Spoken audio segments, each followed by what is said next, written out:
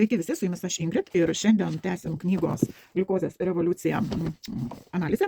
Ir čia autorė teigia, kaip jinai yra skyrius, kaip jinai atrado tos gliukozės šuolius ir kad iš tikrųjų jinai rašo, gliukozės kiekis nevalgius suteikia informacijos apie grėsinti arba negrėsinti pavojų susirgti diabetu. Tačiau labai yra svarbu patirinėti ir pasižiūrėti, kokiegi turite jūs, o greičiausiai kiekvienas iš mūsų turim gliukozės šuolius. Ir gliukozės šuolis sudaro staigus koncentracijos gliukozės padidėjimas ir sumažėjimas ir jis yra tiesiog netgi žalingas, todėl kad ir autorė teigia, kad reikėtų vengti gliukozės šuolių, nes tas nepastovumas gliukozės koncentracijos kraujyje sukelia daugiausia problemų. Ir toliau yra kita dalis, kodėl gliukozės šuoliai kenkia, tai čia labai išsamiai aprašo, kad kiekviena mūsų ląstelė, mūsų kūne ląstelė yra toks elementas kaip mitochondrijos ir kai yra mitochondrijos skęsta nereikalingoje gliukozėje, išsiskiria laisvieji radikalai, tai yra mažos molekulės paliekančios didelių pasekmių ir sukelia pavojingą grandininę reakciją. Laisvieji radikalai, kaip rašo autorė, rimta bėda, nes jie žaloja viską, prie ko prisiliečia. Jie taip pat ardo ir kaitaliuoja mūsų genetinį kodą DNR, skatina jo mutacijos, suaktyvina žalingus genus, todėl galima net susirgti vėžiu, nes tai pridaro, šitie laisvieji radikalai pridaro skylučių mūsų ląstelių membraną ir buvusios normalios ląstelės pradeda vykti nenormaliai. Įprastomis aplinkybėmis mes gyvename su labai nedideliu kiekiu laisvų radikalų ir galime juos suvaldyti, tačiau dėl pasikartojančių gliukozės šuolių šitų dalykų didėja ir darosi jie yra nevaldomi ir kai laisvų radikalų atsiranda taip, kad neįmanoma neutralizuoti, tai organizmas patiria oksidacinį stresą. Ir dėl šio streso prasideda širdies ligos ir antro tipo diabetas ir susilpnėja kognityvinės, tai reiškia pažinimo funkcijos ir stiprėja bendras senėjimo procesas. O fruktozė, kuo daugiau fruktozės, oksidacinį stresą stiprina dar labiau negu gliukozė. Tai yra viena iš priežasčių, kodėl saldūs maisto produktai yra blogesni už krakmolingus produktus, kuriuose nėra fruktozės. Taip. Ir per didelis riebalų kiekis taip pat gali stiprinti oksidacinį stresą.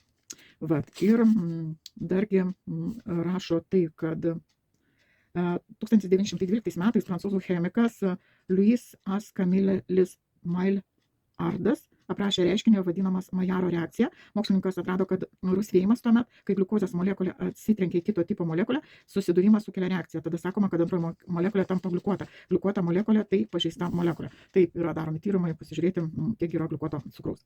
Šis procesas normaliai neišvengiama gyvenimo dalis ir todėl senstame, mūsų organai lėtai yra ir galiausiai mirštame. Tai prašo tą.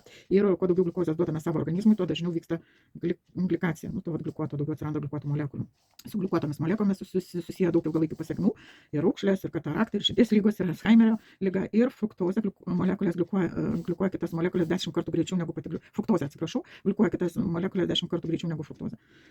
Tai jo, čia yra labai smagu ir, kabutėse smagu, ir todėl, kad pavyzdžiui, vėlgi kita priežastis dėl gliukozės, kodėl gliukozės šuoliai nuo cukringų maisto produktų mus sendina sparčiau negu gliukozės šuoliai nuo krakmolingų maisto produktų, tokių kaip makaronai, kuriuose Ir dar rašo, kad kai yra per daug laisvųjų radikalų, oksidacinio streso ir gliukacijos šito proceso, išsivysto uždegimas. Ir nors pradžioje uždegimas tai kaip apsauginė priemonė organizmo pastangų apsiginti nuo įsibrovėlio rezultatas, tačiau dar uždegimą gali tiesiog tas lėtinis uždegimas atsigrėžia prieš patį organizmą ir pradeda jam kenkti. Aišku, dar uždegimas skatina plius, jeigu labai saldžiai mes valgom visą ką ir alkoholis, rūkymas, stresas arba per daug riebalų, tai labai nieko gero. Tada mes turime visą plokštę lėtinių ligų. Gera žinia, kad gliukozės šuolius gali mažinti taisyklingą mitybą, kuris sumažina, aišku, ir uždegimą, ir jūsų riziką susirgti bet kurią uždegimo ligą.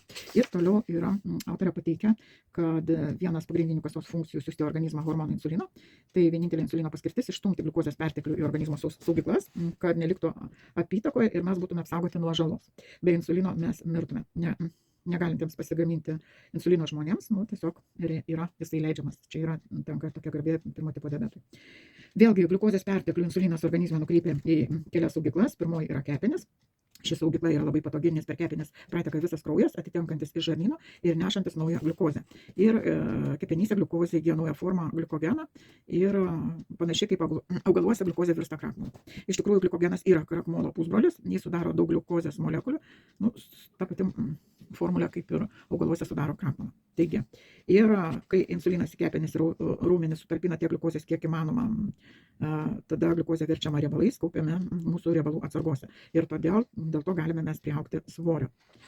Tai yra rašoma knyga ir toliau yra skyriaus, kaip gliukozė šuoliai mūsų sargdina.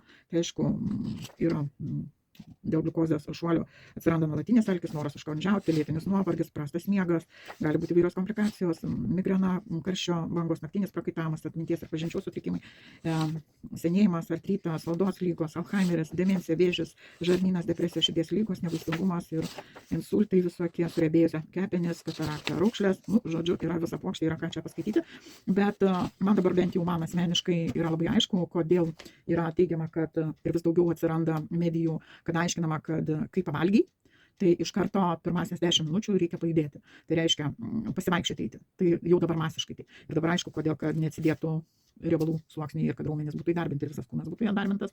Ir va čia man atsirado dar toksai supratimas man asmeniškai, va kodėl yra labai svarbu judėti, kad išjudėti, kad nebūtų šitų sukibimų, tokių atsirandančių naujų darinių, ypač kai mes valgom maistą tokį, kokį mes valgom. Va. Ir kita yra dalis, bet kito jau tiesiog sistematizuosiu ir reziumė pasakysiu, yra trečia dalis, kaip išlyginti savo gliukozės kreivę. Ir galiu tik anonsą pasakyti, kad yra labai svarbu, kad yra 10 patarimų. Čia pasižiūrėsiu, kažkur mačiau. Čia turbūt priekė. Ir čia matau labai trumpai. Bet čia jau rytoj. Po keletą žodžių. Yra 10 patarimų, tokių tai pirmą valgyti maistą tinkama tvarka, tada kiekvieną pradėti valgymą nuo daržovių užkandžio, neskaičiuoti kalorijų, išlyginti pusryčių gliukozės kreivę, rinkitės bet kurios rūšies cukrų, jis visas vienodas, rinktis desertą vietoj saldaus užkandžio. Desertas visą laiką yra būna po, o ne prieš, užkandis prieš, o desertas po. Čia dar rekomenduoju prieš valgant pasirinkti atsargą, bus įdomu paskaityti. Pavalgę pajudėkite, ką ir sakiau, dabar labai masiškai yra šitas dalykas, iš tikrųjų pavalgę pajudėti. Jei reikia užkąsti, rinktis nesaldų užkandį ir aprengti savo angliavandenius. Ir čia mes iš tikrųjų ties to dar kitą aš tiesiog reziumuosiu, nes tikrai yra ką skaityti. Mano nėra tikslas jums visą knygą perskaityti ir garsinti. Tikrai nusipirkit, nes čia yra visi moksliniai įrodymai, visą ką aš tik tai reziumuoju. Kągi, ir tada yra tiek apie žalą mes jau pakalbėjom, kodėl šuoliai kenkia. Eisim prie pagrindinio dalyko, kaip viską sutvarkyti ir tvarkingai lės tvarka padaryti. Ir aš turėjau galbūt planą šiek tiek papiešti, bet dabar galvoju apie žalą, tai tikrai nenoriu apie tas pasekmes net piešti. Rytoj aš padarysiu video apie tą visą tvarkingą, apie tos 10 patarimų. Ir kai 10 patarimų įgarsinsiu, padarysiu tokį video, mes tada jau galėsim pereiti prie piešimo, aktyvinti šituos patarimus visus ir eilės tvarką, kaip tvarkingai vis dėlto valgyti, kad turėti susigrąžinti energiją. Darysim rezultatą. Taigi, šį kartą buvau aš Ingrid ir iki rytojaus. Ate.